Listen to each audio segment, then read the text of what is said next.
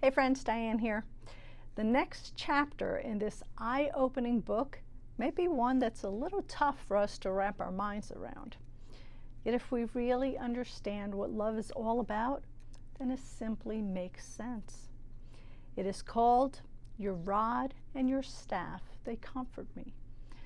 Mr. Keller begins by explaining that shepherds carry a bare minimum of equipment as they journey with their sheep. This includes almost exclusively a rod and a staff.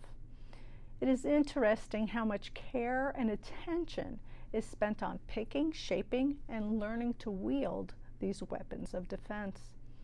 Younger shepherds would even have competitions to see who could be most accurate when using these weapons. The author says, the rod was, in fact, an extension of the owner's right arm.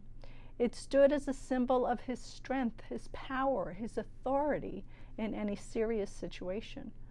The rod was what he relied on to safeguard both himself and his flock in danger, and it was furthermore the instrument he used to discipline and correct any wayward sheep that insisted on wandering away. As much as we might want to resist it, we all need correction, and God would not be a loving God if he did not allow for it.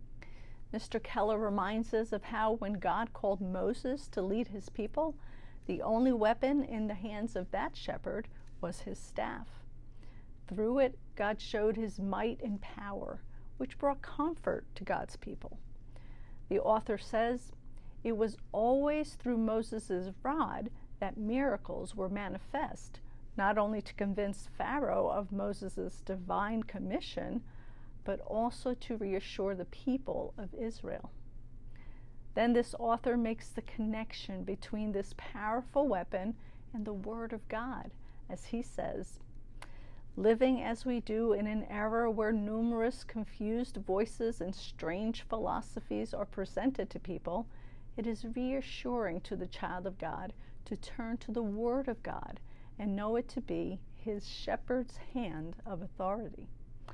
You see, our good shepherd still protects us from predators and offers comfort to his sheep through the might of the Bible. The more we know his word, the less outside influences can hurt us, and the more peace we can have as we learn to live the abundant life. His rod and staff really are comforting to the sheep that desires to be led by Jesus, our good shepherd. More tomorrow.